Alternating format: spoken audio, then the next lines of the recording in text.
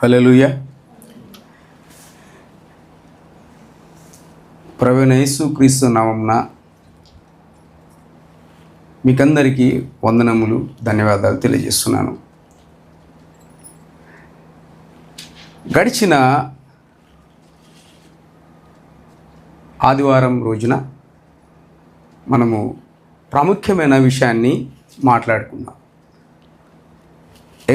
ఏం చాలా ముఖ్యమైన విషయం అంటే యోహాను సువార్త 18వ అధ్యాయము 1వ వచనం ఒకసారి చదువుకొని ప్రార్థన చేసుకొని వాక్యంలోకి వెళ్దాం. యోహాను సువార్త 18వ అధ్యాయం 1వ వచనం. యేసు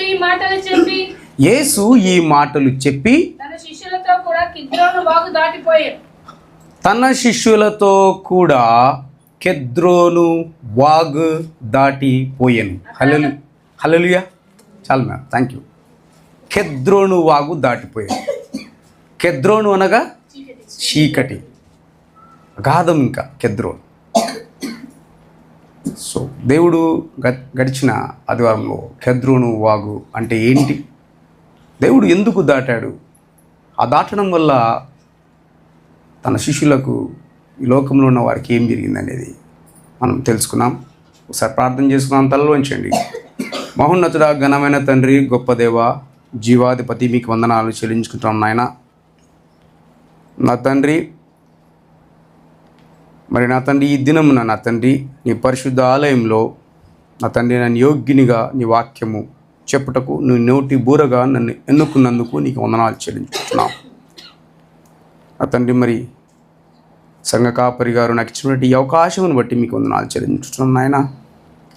గొప్ప దేవా, ఈ విత్తబడనైన ఈ వాక్యం నా తండ్రి మా అందరిలో నూరంతలుగాను వేయింతలుగాను ఫలించులాగా దీవించి ఆశీర్వించమని మా కొడుకు త్వరగా రానటువంటి నజరేయుడైన యేసుక్రీస్తు నామం పేరిట బ్రతిమలాడి అడిగి వేడుకుంటున్నాం మా తండ్రి. ఆమేన్. హల్లెలూయా. చూద్దాం. కెద్రోను వాగు దాటెను. ఆ విషయాన్ని మనము లాస్ట్ సండే రోజు ధ్యానించుకున్నాం. తర్వాత ఈరోజు మనం ప్రాముఖ్యమైన విషయాలు, కెద్రోను వాగు దాటిన తర్వాత కెద్రోను లాంటి పరిస్థితులు నీలో నాలో ఉన్నాయా? ఒకవేళ అలా ఉంటే నేను కెద్రోను వాగు దాటేశాను, అవన్నీ నేను భరించేశాను. మరి మీరు ఏం చేయాలని దేవుడు ఈరోజు చక్కగా మనందరితో మాట్లాడబోతున్నాడు. నంబర్ 1 హెడ్డింగ్ కెద్రోను మూమెంట్స్లో అంటే కెద్రోను లక్షణాల్లో ఒక నంబర్ 1 హెడ్డింగ్ ఏంటంటే పెయిన్, నొప్పి. సో కొద్దిగా మనం డిస్కషన్ చేయడం కూడా జరిగింది గడిచిన ఆదివారం, కానీ ఈరోజు చాలా క్లుప్తంగా మరొకసారి తెలుసుకుందాం. పెయిన్ అంటే ఏంటండి? నొప్పి. స్పర్శ ఉండడం, లాస్ట్ సండే కూడా అడిగిన, స్పర్శ ఉండడం మంచిదా కాదా? మంచిది. అంటే స్పర్శ లేకపోతే ఆ భాగంలో ఏదో ప్రాబ్లం ఉంది అనేది అర్థమవుతుంది. ఆ శరీరంలో స్పర్శ లేకపోతే ఆ భాగంలో మనిషికి ఒక భయంకరమైన రుగ్మత ఉంది అనేది అందరూ గుర్తుపెట్టుకోవాలి. తర్వాత ఆధ్యాత్మిక స్పర్శ మంచిదా కాదా? ఆధ్యాత్మిక స్పర్శ అనేది చాలా మంచిది. ఆధ్యాత్మిక స్పర్శ ఎవరు కలుగజేస్తారు? యేసు ప్రభుల వారే మన దైవజనుని ద్వారా ఆధ్యాత్మికమైన స్పర్శ సంఘంకు అప్పుడప్పుడు కలుగజేస్తూ ఉంటాడు, చెప్తూ ఉంటాడు. చూడండి ఒకసారి. అలాగే చూడండి ప్రియ సంగమా, ఈరోజు ఎలా ఉన్నాయంటే చర్చెస్ డెడ్ చర్చెస్గా ఉండకూడదు. అంటే స్పర్శ లేని చర్చెస్గా దేవుడు అలా ఉండడం దేవునికి ఇష్టం లేదు. ఎలా ఉండాలంట? మనం బ్రతికించే చర్చ్గా ఉండాలి, సంఘముగా, బ్రతికించే సంఘముగా, దేవుని రాజ్య స్థాపనలో ఎదుటి వ్యక్తిని మార్చి దేవుని నామం నడిపిస్తూ స్థిరపరిచే సంఘంగా, చర్చ్గా ఉండాలని దేవుడు ఈరోజు కోరుకుంటున్నాడు. వాక్యము ఖండించినప్పుడు, వాక్యము గద్దించినప్పుడు, వాక్యము బుద్ధి చెప్పినప్పుడు ఎలా ఉండాలంట? వాక్యము ఖండించినప్పుడు, వాక్యము గద్దించినప్పుడు, వాక్యము బుద్ధి చెప్పినప్పుడు ఎలా ఉండాలి అంటే, చూడండి పరిశుద్ధ గ్రంథంలోని దేవుని మాటలు దైవజనుని తన నోటి బురగా వాడుకొని చెప్తున్న మాటలు. అది దైవజనుని మాటలు కాదు, ఎవరైనా చెప్తున్న మాటలు కాదు, అది దేవుని మాటలే. అప్పుడు ఎలా ఉండాలంటే మనము, ఎస్ మై లార్డ్, ప్రభువా నేను సిద్ధమే, ప్రభువా చెప్పండి నేను సిద్ధమే అన్నట్టుగా జీవించాలని కోరుకుంటున్నాను. చూడండి ఒకసారి వాక్యంలోకి వెళ్దాం. కెద్రోను అనగా ఏంటి? చీకటి విలపించుట గోనెపట్ట అని కూడా చెప్పడం జరిగింది. చీకటి విలపించుట గోనెపట్ట. కెద్రోను వాగు ఎక్కడ ఉంది అనేది కూడా చక్కగా వివరించినాం. యెరూషలేము అంటే చూడండి, మోరియా కొండ దగ్గరగా యెరూషలేము ఉంది. యెరూషలేము మోరియా కొండ ఒకసారి ఉంటే, మరి చూడండి గెత్సెమనే తోట కాడ అంటే ఒలీవ కొండగా అండ్ గెత్సెమనే తోట ఒక చోట ఉన్నాయి. ఈ రెండిటిని విడదీసి మధ్యలో ప్రవహిస్తున్న వాగునే కెద్రోను, చీకటి, చక్కగా వివరించడం జరిగింది. చూడండి అక్కడ మళ్ళొకసారి ఒక మాట చదువుకొని వెళ్దాము. మొదటి రాజుల గ్రంథము 32:12. ఒకసారి గట్టిగా చదవండి ఎవరైనా. మొదటి రాజుల గ్రంథము 23వ అధ్యాయము 12వ వచనము. ప్రవక్తలందరూ మ్యామ్, ఫస్ట్ కింగ్స్ 23:12,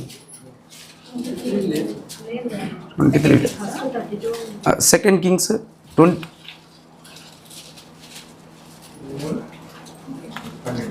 ఒక్క నిమిషం అండి, నేనే క్లియర్ చేస్తాను కొద్దిపాటి సమయం. సారీ, ఏంటి కరెక్టేనండి? ఒక్క నిమిషం. మరియు యూదారాజులు చేయించిన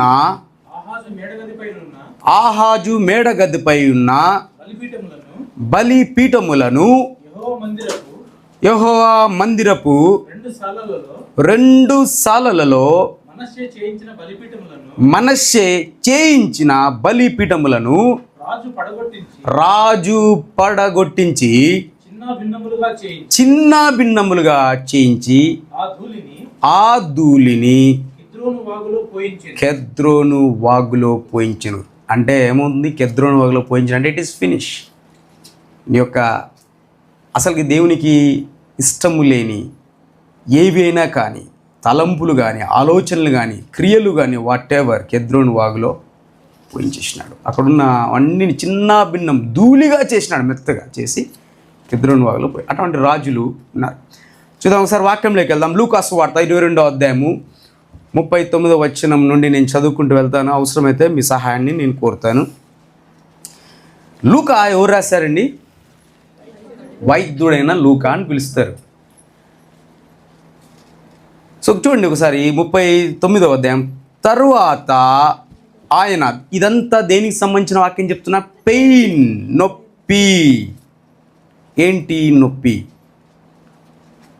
పెయిన్ ఏంటి అనేది దేవుడు ఈరోజు చక్కగా వివరించబోతున్నాడు. ఆ తర్వాత 39వ వచనము. తరువాత ఆయన బయలుదేరి తన వాడుక చొప్పున ఒలీవ కొండకు వెళ్ళగా శిష్యులను ఆయన వెంట వెళ్ళిరి. 40వ వచనము. ఆ చోటు చేరి ఆయన వారితో, మీరు శోధనలో ప్రవేశింపకుండున్నట్లు ప్రార్థన చేయుడని చెప్పి వారి యొద్ద నుండి 41వ వచనం, వారి యొద్ద నుండి రాతి వేత దూరం వెళ్ళి మోకాళ్ళుని. హల్లెలూయా.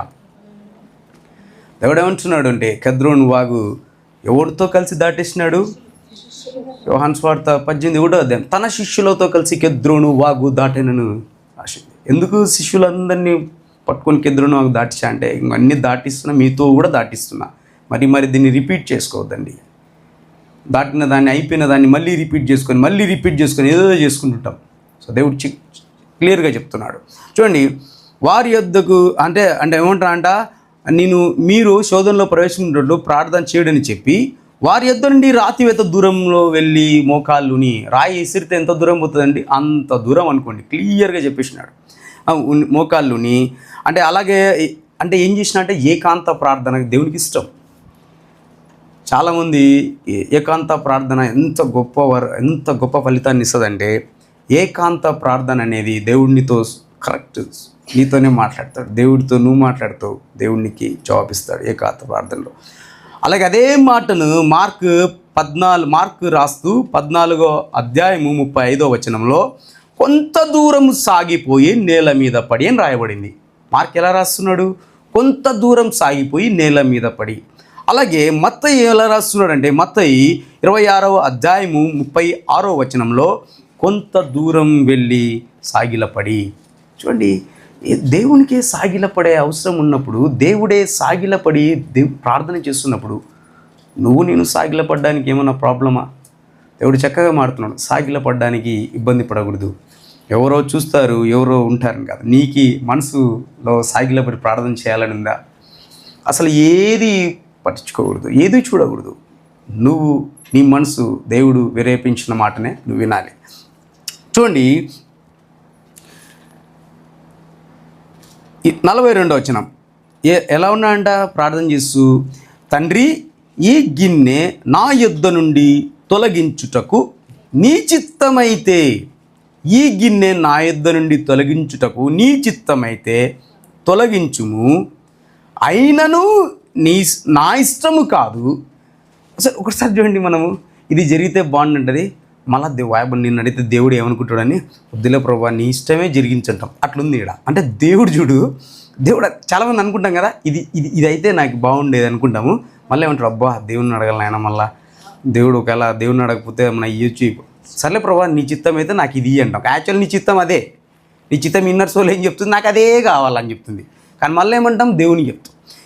ఇక్కడ దేవుడు నీలాగా నాలాగా కాదు. దేవుడు క్లియర్గా తన తండ్రితో పలుకుతున్న గొప్ప మాట, తండ్రి అంటున్నాడు. చూడండి, తండ్రి అండర్లైన్ చేసుకోండి, తండ్రి, ఫాదర్. ఓకే, ఇక relation between in father and son, relation between in father and son. ఇప్పుడు తండ్రితో యేసు ప్రభు వారు మాట్లాడుతున్నారు. తండ్రి ఈ గిన్నె నా ఇద్దరు నుండి తొలగించుటకు నీ చిత్తమైతే తొలగించుము, అయినను నా ఇష్టము కాదు నీ చిత్తమే సిద్ధించునుగాక అని ప్రార్థించను. అడుగుతున్నాడు ఇక్కడ, ప్రార్థించనని ఉంది. ఏది కావాలన్నా, ఏమి జరగాలన్నా ప్రార్థన బలము. లెంట్ డేస్ జరుగుతున్న ప్రక్రియలో ప్రతి గృహాన్ని సందర్శించినప్పుడు పాటల ద్వారా దేవుణ్ణి ఆరాధించి దైవజనుని ద్వారా వాక్యం విన్న తర్వాత ప్రేయర్ రిక్వెస్ట్ అడుగుతారు పాస్టర్ గారు. ఏమంటారంటే పాస్టర్ గారు ఏమడుగుతారు మిమ్మల్ని? ఎవరైనా ఇద్దరు ప్రేయర్ చేయండి. దట్ ఈస్ అ ధన్యత. అది అసలు ఆ ప్రేయర్ చేయడానికి నాకు ఛాన్స్ వస్తే మీరు అన్నట్ట ఉండాలని దేవుడు హెచ్చరిస్తున్నాడు ఈరోజు. Prayer is a powerful tool. దేవుడే అంటున్నాడు ప్రార్థించను, దేవుడే ప్రార్థిస్తున్నాడు. ప్రేయర్ అంటే ప్రేయర్ చేయడానికి ఎప్పుడైనా కానీ మనందరము సిద్ధంగా ఉండాలని దేవుడు సూటిగా మనతో మాట్లాడుతున్నాడు. చూద్దాం. అలాగే 43వ వచనము, అప్పుడు పరలోకం నుండి ఒక దూత ఆయనకు కనబడి ఆయనను బలపరిచెను. హల్లెలూయా. ఒకటే తెలుసు దేవునికి, ఎవరైనా కానీ ఎవరైనా లోకంలో అన్యాయంగా చేయొచ్చు. ఒక దినము వచ్చింది, ఏ ఒక్కరు లేరు ఆయన పక్కన, నమ్మిన శిష్యులు లేరు, ఏ ఒక్కరూ లేరు దేవుణ్ణి అర్పించే ముందు. కానీ అసలు ఈ మాట నేను చదువుతున్నప్పుడు, ప్రభా ఎంత ధన్యత ప్రభా, దూతలకి ఎంత రెస్పెక్టబుల్ ఏంజిల్స్ తెలుసా, దూతలు ఎంత గొప్ప దూతలు తెలుసా. దేవుడు అంటే అంత ప్రేమ దూతలకి. దేవుడు ఏమి చెప్పితే 100కి 100% నెరవేర్చే దూతలు ఉన్నాయి. నేను ఒకవేళ ఎన్ని అడిగినా ఎన్ని చేసినా మనం నెరవేర్చకపోవచ్చు. దేవుడు అడిగేది ఒకటే, నువ్వు మారు మనసు ఉండు, నెమ్మదిగా ఉండు, ఇతరులను ప్రేమించు, నిన్ను తగ్గించుకో, దేవుని నామమున జీవించు, ఎవరికి హాని చేయొద్దు, నీ పిల్లలను నా నామమున నడిపించు. ఇంతకన్నా ఏమడుగుతున్నాడండి? కానీ ఎలా ఉన్నామంటే దూతలు ఏం లేదండి, దేవుడిని ఎప్పుడు దేవుడు తప్ప వేరే ప్రపంచం లేదు, వేరే మాట లేదు దూతలకు. ఒకసారి చూద్దామా? యెషయా రాసిన గ్రంథం 6వ అధ్యాయం 3వ వచనము. 6వ అధ్యాయము యెషయా 6వ అధ్యాయం 3వ వచనం. వారు సైన్యములకు అధిపతియగు యెహోవా హల్లెలూయా, పరిశుద్ధుడు పరిశుద్ధుడు పరిశుద్ధుడు. ఇంతకన్నా వేరే మాట లేదు దూతలకి. సర్వలోకము ఆయన మహిమతో నిండి ఉన్నది అని గొప్ప స్వరముతో గాన ప్రతిగానములు చేయుచుండిరి. ఇటువైపు వాళ్ళు అటువైపు వాళ్ళు గానాలు ప్రతిగానాలు చేస్తుంటారు. Wonderful choir. దేవునికి వర్షిప్ చేసే దూత ఎంత బాధ కదా. యేసుప్రభు వారిని లాస్ట్కి దూత వచ్చి దూత ఎంత క్లారిటీ ఉండాలా, దేవునితో మాట్లాడాలంటే క్లారిటీ ఉండాలా. దూత ఏమంటుందంటే, అప్పుడు ఆ పరలోకం నుండి ఒక దూత ఆయనకు కనబడి ఆయనను బలపరిచెను. హల్లెలూయా.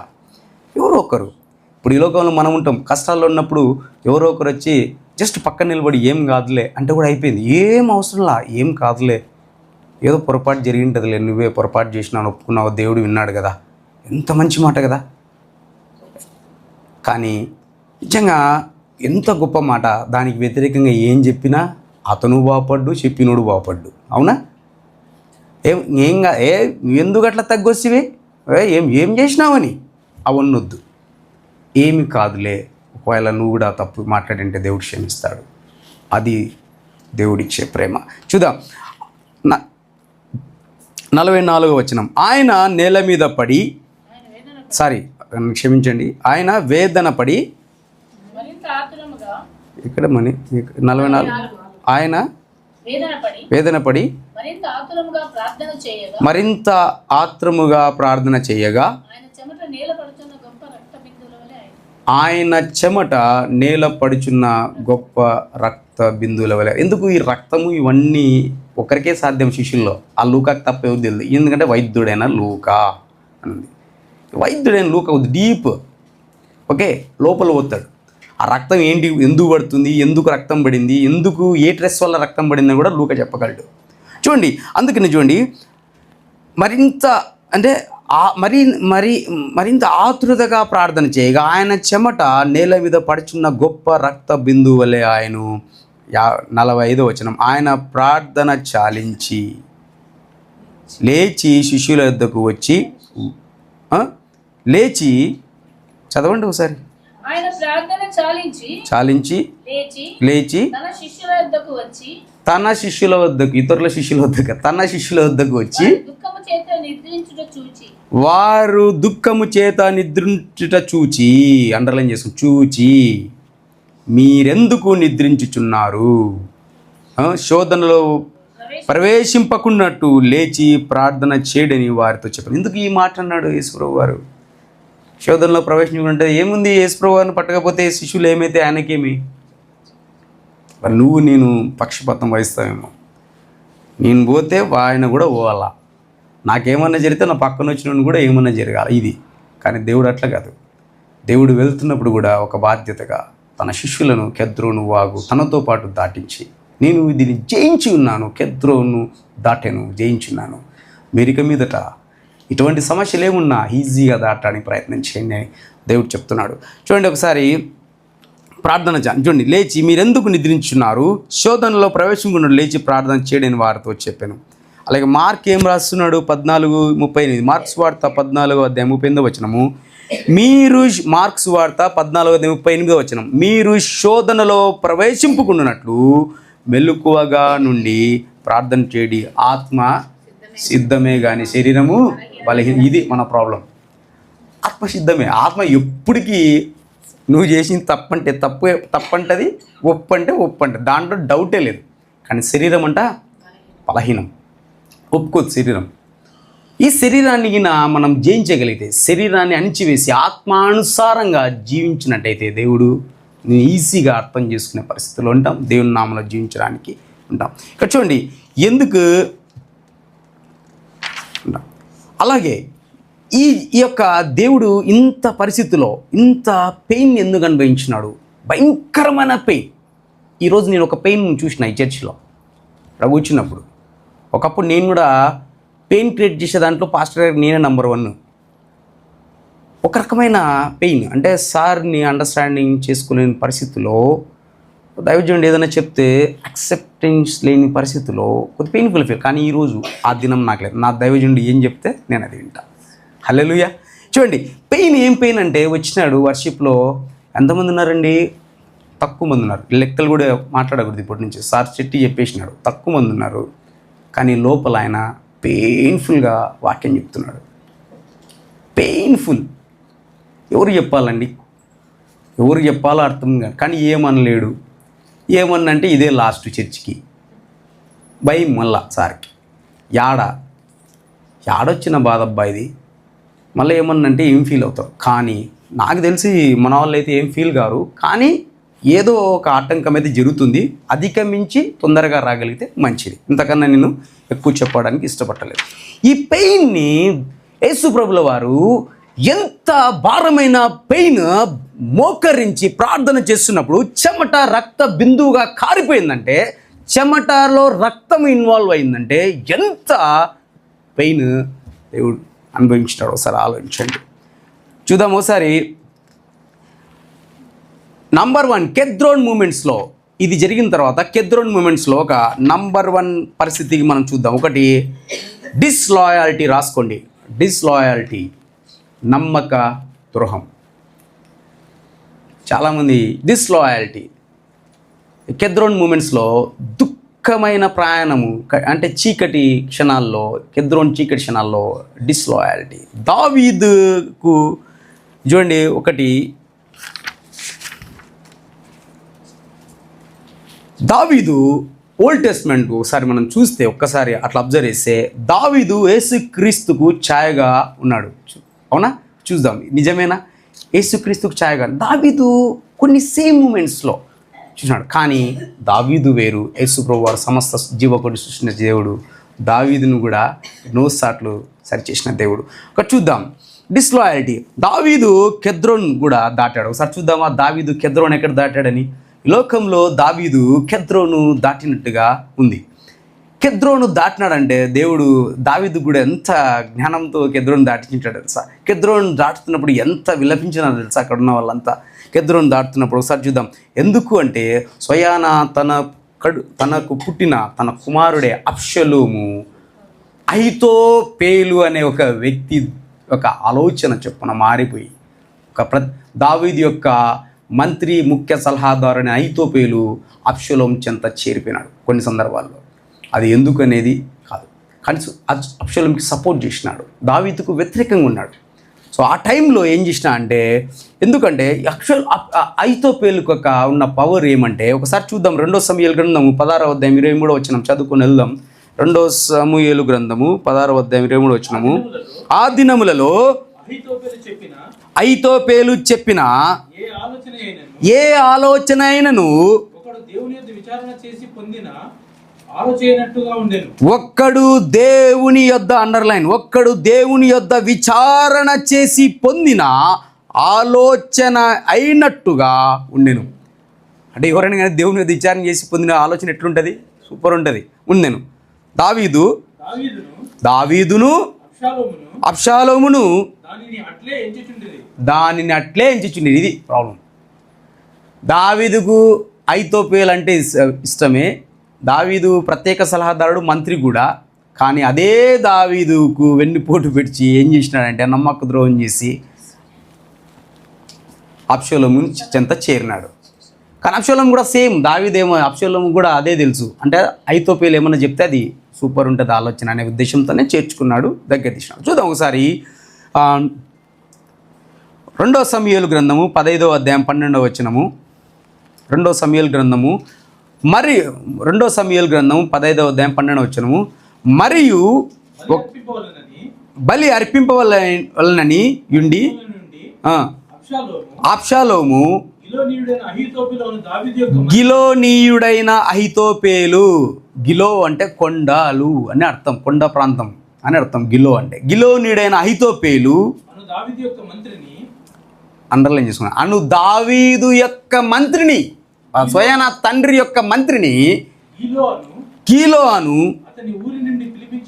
అతని ఊరి నుండి, గీలో అంటే ఏంటంటే అతని ఊరు, అది కొండ ప్రాంతం, అతని ఊరి నుండి పిలిపించుకున్నాడు. సరే ఇంకోసారి చూద్దాం. 2 సమూయేలు గ్రంథము 15వ అధ్యాయం 13-14 వచనములు. ఇశ్రాయేలీలు అబ్షాలోము పక్షమున వహించిరని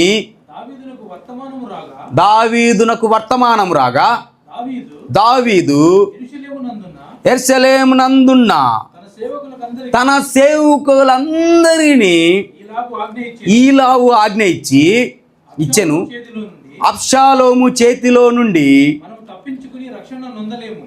మనము తప్పించుకొని రక్షణ ఉందని చూడు. అసలు వినసక్యంగా ఉందండి. దావీదేంటి అబ్షాలోము చేతిని రక్షణ ఉందలేడా?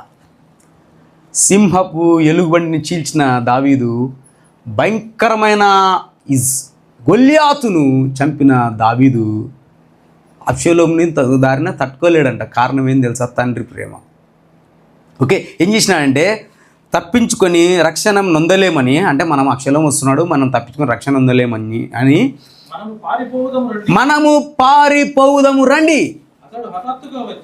అతడు హఠాత్తుగా వచ్చి మనల్ని పట్టుకొనకను మనకు కీడు చేయకను పట్టణమును కత్తివాత హతము చేయకను ఉన్నట్లు మనము త్వరగా వెళ్ళిపోదాము రండి అంటున్నారు. అంటే ఇక్కడ చూడండి, పారిపోదాం అంటున్నాడు. యేసుక్రీస్తు అయితే ఏమంటున్నాడంటే, యేసుక్రీస్తు కొన్ని సందర్భాల్లో ఏం చేస్తున్నాడంటే పారిపోలే. సందర్భం వచ్చినప్పుడు ఎదురుపోయినాడు. శిష్యులందరినీ నిద్రిస్తున్నప్పుడు యేసురావు యూదా ఇస్కరీతు పరిసయ్యులను, సద్దుకేయులను, సైనికులు, బంటులు అంతా పెట్టుకుంటే టార్చులు, కత్తులు అన్నీ పెట్టుకొని వస్తుంటే యేసురావు ఏం చేసినాడంటే ముందు పోయినాడు, పారిపోలే. ఇది పేరే. చూడండి తర్వాత ఏంటి ఇది ఈ విషయం అంటే ఒకసారి చూద్దాం. ఇంకొక మాట చదివి వెళ్దాం.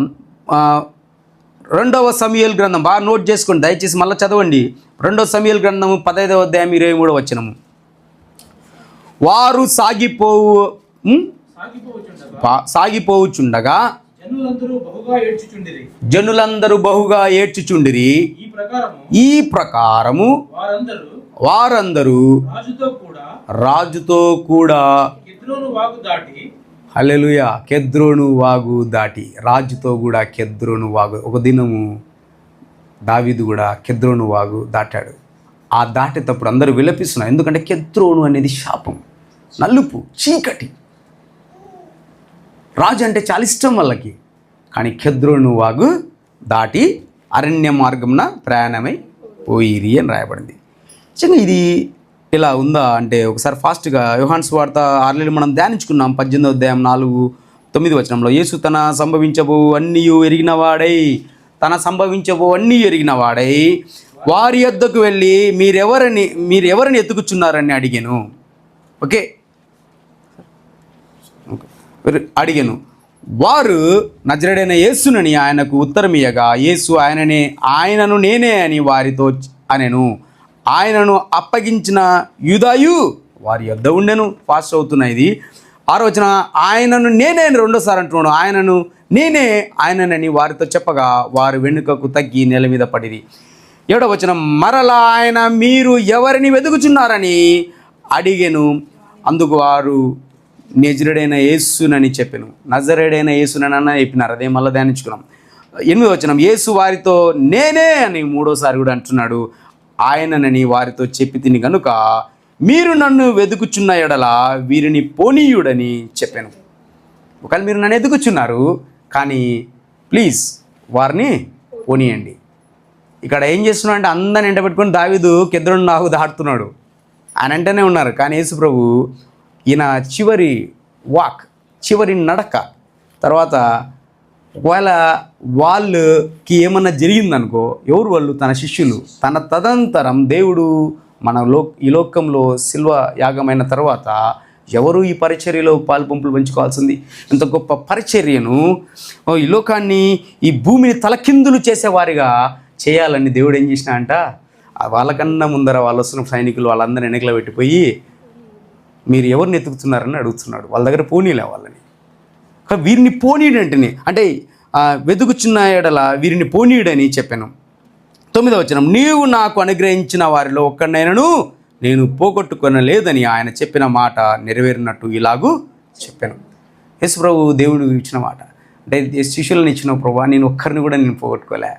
ఈరోజు సంఘ కాపరి యొక్క ప్రతి సంఘ కాపరులు, సంఘం ఎక్కడైనా కానీ ఏ సంఘమైనా కానీ ప్రతి సంఘ కాపరులు ఎవరిని పోగొట్టుకోవాలని, గొర్రెలను పోగొట్టుకోవాలని చూడండి, ఎంతగానో ప్రేమిస్తారు. కానీ కెద్రోను లాంటి ఒక చీకటి యొక్క ఆటంకం వచ్చి ఏమవుతారంట? వినరు. అందుకే ఎవరు వినరు. కానీ దేవుడు పలుకుతున్న మాటలు, దైవజనుడు పలుకుతున్న మాటలు, తనని నోటి బూరగా వాడుకొని పలుకుతున్న మాటలను ఎవరైతే గ్రహిస్తారో, ఎవరైతే కరెక్ట్ అనుకుంటారో దేవుడు మాటలు దేవుని మాటలే అనిపిస్తాయి. తర్వాత దైవజనుని ప్రేమించకూడదా?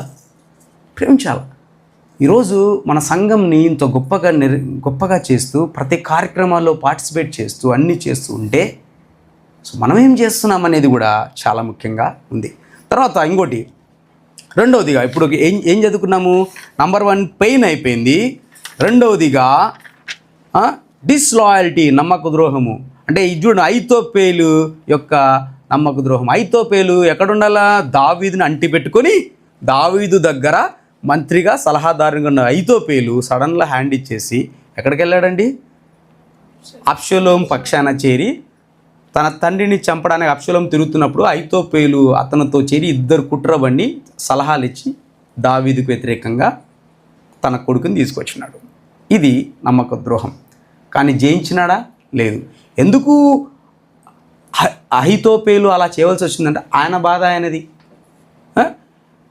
బెత్షెబా తన మనవరాలకు జరిగిన ఒక అన్యాయము, దావీదు చేసినటువంటి ఒక అన్యాయం, అది వేరే టాపిక్ అండి. సో అది జీర్ణించుకోలేకపోయినాడు. వాళ్ళకి కుటుంబంలో తన మనవరాలకు జరిగిన అన్యాయాన్ని తను జీర్ణించుకోలేకపోయినాడు. ఊరియాని సైన్యంలో పెట్టి చంపేయడము దావీదు, తర్వాత బెత్షెబాను దగ్గర తీసుకొని పెళ్లి చేసుకోవడము. సో తర్వాత ఇవన్నీ జరిగినప్పుడు అది అతను తీసుకోలేక ఏం చేసినాడా? శత్రువు చెంత చేరి రాజుకు ద్రోహం చేయడానికి సిద్ధపడి. ఎంతమంది ఒకవేళ ఈ లోకంలో ప్రియ దేవుని సంగమా డిస్లాయల్టీ, ఎవరైనా ద్రోహం చేసిన వారిగా నీ ముందర కనిపిస్తున్నారు, నీ బంధువుల్లో, నీ స్నేహితుల్లో, నీ యొక్క ఇరుగు పొరుగులో, నీ యొక్క డ్యూటీ దగ్గర. కానీ డోంట్ వరీ, దేవుడు ఆల్రెడీ కెద్రోన్ దాటేసినాడు. సో కెద్రోను దాటినని రాయబడింది. ఒకవేళ నువ్వు కూడా కెద్రోను దాటి ఆ నలుపు చీకటిలో నువ్వు ప్రవేశించకుండా దేవుని నామాన నువ్వు జీవించగలిగితే ఈజీగా, అది మనము డిస్లాయల్టీ అనేది. నమ్మక ద్రోహం ఏం చేసినా కానీ దేవుడు ఆల్రెడీ జయించినాడు. ఈ విషయంలో నువ్వు కూడా అలా ఉండాలని దేవుని నామన కోరుతున్నాడు. రెండవదిగా ఫర్సేకెన్, విడిచిపెట్టబడుట. ఓకే, మార్క్స్ సువార్త 14వ అధ్యాయము 49-50 వచ్చిన ఎవరైనా గట్టిగా చదవండి. మార్క్స్ సువార్త 14వ అధ్యాయం 49-50. మార్క్ 14:49-50 వచనం. నేను ప్రతిదినము దేవాలయంలో మీ యొద్ద ఉండి బోధించుచుండగా మీరు నన్ను పట్టుకొనలేదు. అయితే లేఖనము నెరవేరినట్లు ఈలాగు జరుగుచున్నదని చెప్పెను. అప్పుడు వారందరూ ఆయనను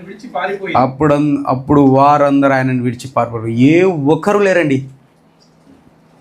విడిచిపెట్టబడుట ఎంత పెయిన్ ఉంటుంది తెలుసా? ఒకవేళ ఈ లోకంలో మనము ఈ మనుషులుగా జీవిస్తున్నప్పుడు, కుటుంబంలో ఉన్నప్పుడు, ఒకవేళ ఏదైనా సమస్య వచ్చినప్పుడు నేను అందరినీ విడిచిపెట్టి ఎవరింటి దగ్గర రాబోతే నీ పరిస్థితి ఏమి? భయంకరమైన సమస్య నువ్వు ఫేస్ చేస్తున్నావు, ఏ ఒక్కరు నీ ఇంటి దగ్గర రావడానికి సిద్ధంగా లేరు. ఎట్లా ఉంటుంది పరిస్థితి? ఎవరితో చెప్పుకుంటావు? స్నేహితుడు రావట్లే, ముఖ్యంగా స్నేహితుడికి చెప్పుకోవడానికి చూస్తాం, అది రావట్లే. బంధువులు రావట్లే, నానేవారు రావట్లే, ఇంట్లో నీ కుటుంబం తప్ప ఎవరు లేరు. ఎలా ఉంటుంది? అంత బాధపడతామే. ఏమో ఒక్కడు కూడా పలకరీలే, నాకు ఈ కడుపు నొప్పి వచ్చింటే అంటాం. అవునా? కడుపు నొప్పి వస్తే అందరూ పలకరియాలని వచ్చి మాత్ర వేసుకుంటే పోలే. కానీ నేను ఇవన్నీ ఎందుకు చెప్తున్నా అంటే సిల్లీ థింగ్స్ కాదు ఇవి. ఏదైనా వచ్చినప్పుడు ఎవరో వచ్చి పలకరియాలని అంత బాధపడుతున్నావే, మరి దేవుడు అంత గొప్ప కార్యాలు చేసి లోకంలో మానవునికి సంచించిన దేవుడు, అద్భుతమైన కార్యాలు చేసిన దేవుని ఇంత ఒక్కరన్నా ఉన్నారా? రియల్గా తను ప్రేమించిన శిష్యులైనా ఉన్నారా? విడిచిపెట్టబడుట ఫర్సేకెన్. దేవుడు అది తీసుకోలేక బాధపడినాడు. ఫర్సేకెన్. ఒకవేళ అది కూడా కెద్రోన్ మూమెంట్స్లో జయించేసినాడు దేవుడు. ఫర్సేకెన్. దేవుడు క్షమించేసినాడు. ఇక్కడ చూడండి, 5 రొట్టెలు 2 చేపలు ఎంతమందికి పంచిపెట్టినారండి? 5,000 మందికి. ఒక్కడను ఉన్నాడా ఆడ దేవుని పక్కన? 5 రొట్టెలు 2 ప్రార్థన చేసి గంపలు ఎన్ని మిగిలినాయండి? 12 గంపలు మిగిలినాయి. అవి కూడా తీసుకెళ్ళిపోయినారు. కానీ ఒక్కరన్నా ఉన్నారా? ఎవరు లేరు. చాలామంది నువ్వు పెట్టింది అన్నీ తింటారు, మంచిగా ఎంజాయ్ చేసి భలే ఉన్నాయండి, టేస్ట్ఫుల్ ఫుడ్ అండి అంటే ఎవరు ఉండరు. దేవుని సంగమా, ఈరోజు దేవుడు సూటిగా మాడుతున్నాడు. నేను నీ అంట ఉంటే చాలు. నీ అంటే ఎవరున్నారో నేను డిసైడ్ చేస్తా. I will decide you. ఎవరు నీతో ట్రావెల్ కావాలా, ఎవరు నీకు హెల్ప్ చేయాలా, ఎటువంటి సహాయం నీకు రావాలా అనేది దేవుడు సాయం ఉంటాడు. ఎవరి మీద ఆధారపడాలంట? దేవుని మీద ఆధారపడి ఉండాలి. 10 మంది కుష్ఠరోగులు బాగుపడినారు. ఒక్క కుష్ఠరోగి మాత్రమే ప్రభా అని వచ్చినాడు. ఈ 9 మంది ఆడా? కనీసం 10 మంది కదా బాగుపడింది. 10 మందిలో ఒక్కడనే యేసుప్రభు వింటున్నాడా? చివరి రోజుల్లో సిలువ కాడ కన్నా దూరం నుంచి అన్నా చూసిండా? ఎవరు లేరు. సరే, యాయిర్ కుమార్తె నువ్వు బతికిస్తే ఓకే. ఏ ఊర్లో అండి అది? కపర్నహూంలో. సో అద్భుతం చేసి కనీసం యాయిర్ కుమార్తె కాకపోతే ఆయన ఉన్నాడా, వాళ్ళ తండ్రి ఉన్నాడా? నా బిడ్డను బతికించినాడు కదా యేసుప్రభు అని వచ్చినాడా? ఏమన్నా చూసే రాలా? ఎవరు లేరు. అప్పుడు 10వ వచనం నీట్గా చెప్తుంది. అప్పుడు వారందరూ ఆయనను విడిచి పారిపోయి, ఊగబోలే, పారిపోయినారంతే. పారిపోయినారు, ఊరికే పోలేదు, రాయబడలేదు. పారిపోయిరేని రాయబడింది. దేవుని సంగమా, ఈరోజు నన్ను విడిచి అందరూ పారిపోతున్నారేమో ఈ లోకంలో. సో కానీ ఒక్కటి మాత్రం నిజం, నీ సంఘం నీకు తోడుగా ఉంటుంది. ఈ యొక్క ప్రార్థనా మందిరము నీకు తోడుగా ఉంటుంది. నీకు ఎల్లవెల్ల అంటుకొని ఉంటుంది. సంఘ కాపరి ఆయన ప్రార్థనల ద్వారా మీకు తోడుగా ఉంటారు. సంఘ పెద్దలు ఒకరినొకరు ప్రేమ కలిగి ప్రార్థన యొక్క బలం. యాక్చువల్గా ఈ టైం కూడా అయిపోయింది అనుకుంటా, అంతే కదా? కరెక్ట్ టైం ఎంత ఏందండి? 12:05. ఇంకోటి తెలుసా అండి, నేను ఫస్ట్లో వాక్యం యాదో ఒకటి చెప్తే అయిపోతుంది అనే ఫీలింగ్లో ఉంటుండే. అది లేదు నా కాడ. వాక్యం ధ్యానిస్తుంటే మీరు నమ్మరు, ఇంకా 7-8 పేజీలు ఉన్నాయి. ఎప్పుడు చెప్పాలా? టైం లేదు. నెక్స్ట్ వీక్ కాదు, నేను మళ్ళీ దేవుడు దీవిస్తే చెప్తా, అంతకన్నా వద్దు. అంటే ఫస్ట్ సెకండ్ విడిచిపెట్టబడుట. చివరిగా ఒక మాట చెప్పి ముగిస్తా. చివరిగా ఒక మాట చెప్పి నెక్స్ట్, దేవుడు నాకు సమయాన్ని ఇచ్చి అనుకూలం ఇస్తే, దైవజనుడు నా మీద కృప చూపించి నాకు అవకాశం ఇస్తే నేను మళ్ళీ మీ ముందరకు వస్తాను. చూడండి, కెద్రోను గుండా మీరు వెళ్ళుచున్నప్పుడు మీరు ఏమి చేయాలో మీరు ఏం చేయాలో తెలుసా అని ఒక ప్రశ్న వేసుకోండి. కెద్రోను గుండా, అది ఏ కెద్రోనైనా కావచ్చు. నీకు అన్యాయం తీర్పు తీర్చిండొచ్చు, నీ యొక్క ఆస్తిపాస్తులు తీసేసిండొచ్చు, నీ యొక్క పిల్లలతో నేను ద్వేషింప చేసిండొచ్చు ఇతరులు, నీ బిజినెస్లో నష్టం చేసిండొచ్చు, నీ ఉద్యోగంలో నీకు మర్యాద లేకుండా చేసిండొచ్చు. ఏమైనా కానీ, అది ఏమైనా కానీ, ఏదైనా కానీ పాట ఉంది కదా, పాడి యాసిడ్కి వస్తుంది అందరికి. కానీ క్లియర్గా అర్థం చేసుకోరు ఆ పాటని. సో ఏమైనా చేస్తుండొచ్చు, కానీ కెద్రోను యేసుప్రభు ఆల్రెడీ దాటేసినాడు. ఆ కెద్రోను దాటేసినాడు దేవుడు యేసుప్రభు. సో ఈరోజు మనం ఆ కెద్రోను దాటడానికి సిద్ధంగా ఉన్నామా? చూడండి, ఒకటి ఫాస్ట్గా అంతే. Number 1, recall his past deliverance. ఒకటే చెప్పి ముగిస్తా, అందరికి suspense. Recall his past deliverance చాలా ముఖ్యం. ఈ మాట డెలివరెన్స్ ఇన్ని చేస్తే మనం ఏం చేస్తున్నాం ఇక్కడ సంఘంలో? స్వస్థతలు చేస్తే. Number 1, Kidron how learn on God is your own Kidron moments. అంటే చూడండి, కెద్రోను గుండా మీరు వెళ్ళుచున్నప్పుడు మీరు ఏం చేయాలో దేవుడు చక్కగా ఈ మాటలు చెప్తున్నాడు. 7 మాటలు, ఒక్క మాట చెప్పి ముగిస్తా. Recall his past deliverances. దేవుని సంగమా, గతంలో దేవుడు మిమ్మల్ని విడుదల చేయలేదా? గతంలో దేవుడు మీ కుటుంబాల్లో అనేకమైన అద్భుతాలు చేయలేదా? గతంలో నువ్వు విని ఎరగని అమూల్యమైన గొప్ప వరాలు, అద్భుతాలు నీకు దేవుడు చేయలేదా? ఒక్కసారి రీకాల్ చేసుకో. Recall your past deliverance. ఆ డెలివరెన్స్ రీకాల్ చేసుకున్నప్పుడు దేవుడు ఏందో నీకు అర్థమవుతుంది. అది రీకాల్ చేసుకున్నప్పుడేమో మరుసటి వారంలోనే ప్రేయర్. సార్ రండి మా ఇంట్లో ప్రేయర్ పెడదాం. తర్వాత నెక్స్ట్ మంత్లో ఉండదు ప్రేయర్. ఆల్రెడీ ఓల్డ్ రీకాల్ అయింది అది. So don't repeat that.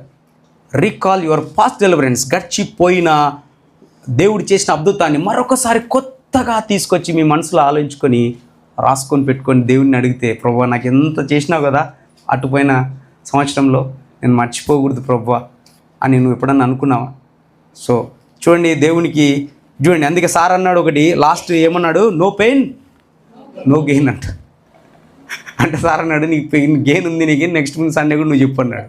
అంటే అనవసరంగా నో పెయిన్ నీ గెయిన్ అన్నాను ఏమనిపించింది. కానీ నిజంగా నో పెయిన్ నో గెయిన్. ఈరోజు భరించవలసిన పెయిన్ అంతా భరించి యేసు ప్రభుల వారు నీకు గెయిన్ ఇచ్చినాడు. మరి నువ్వేం చేస్తున్నావు? You recall the Jesus Christ ఏమైతే డెలివరెన్స్ చేసినాడో, అద్భుతాలు చేసినాడో ఒకసారి రీకాల్ చేసుకొని, ఆ పెయిన్ అంతా భరించిన దేవుడు నీకు గెయిన్ ఇస్తే మరి నీ గెయిన్లో వాట్ ఆర్ యూ డూయింగ్, నువ్వేం చేస్తున్నావు? ప్రియదేవుని సంగమా, దేవుడు చక్కగా మాట్లాడినాడు. చాలా అద్భుతాలు ఉన్నాయి. ఎంత ఆనందపడుతున్నానంటే ఈ వాక్యం చెప్పడంలో, దినము నన్ను సంతోషంగా తృప్తిపడుస్తున్నాడు దేవుడు. నిజంగా మీరు ఆసక్తిగా ఉన్నారేమో, నిజంగా మీరు ట్రై చేయండి. మళ్ళా బైబిల్ వాక్యం చదవండి, ఇదే వాక్యం మీరు చదవండి, మీతో డిఫరెంట్గా మాట్లాడతాడు, అనేకమైన అద్భుతాలు చేస్తాడు మీ ద్వారా. సో ఈ అవకాశం ఇచ్చినటువంటి దేవాది దేవునికి, ఈ అవకాశం ఇచ్చినటువంటి పాస్టర్ గారికి వందనాలు చెల్లించుకుంటూ ఈ కొద్ది వాక్యాన్ని దేవుడు ఆశీర్వదించులాగా ఒకసారి ప్రార్థన చేసుకుని మీకు మహోన్నతుడా, ఘనమైన తండ్రి, గొప్ప దేవ, జీవాధిపతి, మీకు వందనాలు చెల్లించుకుంటున్నాం. ఆ తండ్రి ఇచ్చిన సమయం బట్టి వందనాలు నాయన. ఎంత సమయం ప్రభా నా తండ్రి, నా తండ్రి అనేకమైన మాటలు ప్రభా, కెద్రోను దాటెను అని ఒక్క మాట ద్వారా ప్రభా అనేకమైన మాటలు మీరు సిలువలో అతండి మరి అతని శిష్యుల కోసం అతండ్రి మరి ఆ రోజు మీరు పెయిన్ భరించినారంటే ప్రభా, ఆ పెయిన్ ప్రభా ఏదో ఈ లోకంలో జరుగుతున్న సమస్యలన్నీ ఈ సిలువకు భయపడి కాదు నా తండ్రి. ఆ పెయిన్ మీరు భరించడానికి ముఖ్యమైన కారణము తండ్రి నుంచి కుమారుని విడుబాటు నాయన. ఆ తండ్రి నేను దూరం అవుతాను, తండ్రి యొక్క ఎడబాటు అతన్ని మీరు అందుకే ఈ గిన్నెని తీసివేయని చెప్పినట్టుగా అతని జీవితంలో ఒకవేళ మేము మా తల్లిదండ్రులను నిర్లక్ష్యం చేస్తున్నాము ప్రభువా, మా తల్లిదండ్రుల పట్ల నిర్లక్ష్యత ఆ తండ్రి ఉన్నామేమో నా తండ్రి. మరి రెస్పాన్సిబిలిటీ మాకు నేర్పించినందుకు వందనాలు చెల్లించుకున్నాను ఆయన. ఈ సంఘంతో ఈరోజు నా తండ్రి అతని కెద్రోన్ మూమెంట్స్లో అనేకమైన మాటలు మాతో మాట్లాడి మమ్మల్ని దీవించి ఆశీర్వదించినందుకు నా తండ్రి నీ కృపచేత బలపరచమని కోరుకుంటూ ఈ ఆ వాక్యం నా తండ్రి మా సంఘంలో ప్రతి ఒక్కరిలో మా అందరిలో ప్రభా నురంతలుగాను వేయించలుగాను ఫలించే భాగ్యంను దయచేయమని కోరుకుంటూ మా కొరకు త్వరగా రాయించిన నజరేయుడైన యేసుక్రీస్తు నామమున పేట ప్రతిమలాడి అడిగి వేడుకుంటున్నాం మా తండ్రి, ఆమేన్.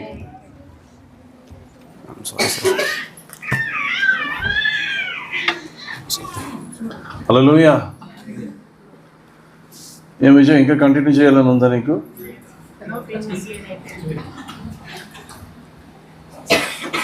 నా పెయిన్కు గెయిన్ ఇచ్చినందుకు థ్యాంక్ యూ. వచ్చే వారం నేను ధ్యానించకపోతే నాకు పెయిన్ ఉంటుంది, నిజమైన పెయిన్ అప్పుడు వస్తుంది. ఎనీవే, అంశం చాలా బాగానే ఉంది, నైస్.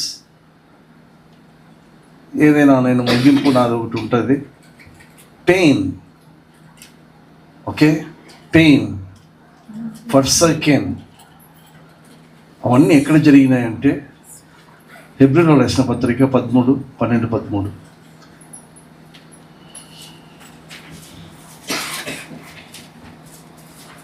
హెబ్రీలో కావున యేసు కూడా తన స్వరక్తము చేత ప్రజలను పరిశుద్ధపరచుటకై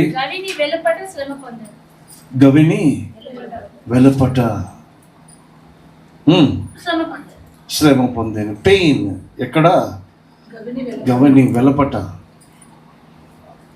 వారినందరినీ ఇది చేసి రక్తముతో ఏం చేశాడు? పరిశుద్ధపరిచి గవిని వెలపట. 13. కాబట్టి మనము ఆయన నిందను భరించుచు, మన నిందలు కాదు, ఆయన నిందను భరించుచు ఆయన యొద్దకు వెళ్ళినప్పుడు మనం వచ్చింది ఇప్పుడు ఆయన యొద్దకే. ఆయన శ్రమను జ్ఞాపకం చేసుకోవడానికి ఆ pain. How did you feel the pain just because of me? నా కొరకు నువ్వు ఆ పెయిన్ ఎట్లా భరించావు అని ఆయన యొద్దకు మనం వచ్చి ఉన్నాం. అప్పుడు ఆయన అంటున్న మాటలు ఏంటో తెలుసా? 16:33 యోహాను.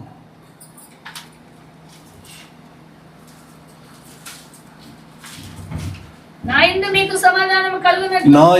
మీకు సమాధానము కలుగునట్టుగా ఈ మాటలు నేను మీతో చెప్పుచున్నాను. కలుగును, అయినను ధైర్యము తెచ్చుకునుడి. ఆయన లోకమును అంటే పెయిన్ ని జయించి ఉన్నాడు. హల్లెలూయా. ఆయన పెయిన్ ని జయించి ఉన్నాడు. పెయిన్ ని జయించిన ఆయన దగ్గరికి పోతే మన పెయిన్ కూడా దేవుడు తొలగించే. ఎందుకంటే he's going to heal the broken hearted. అది కీర్తనలో ఉంటుంది.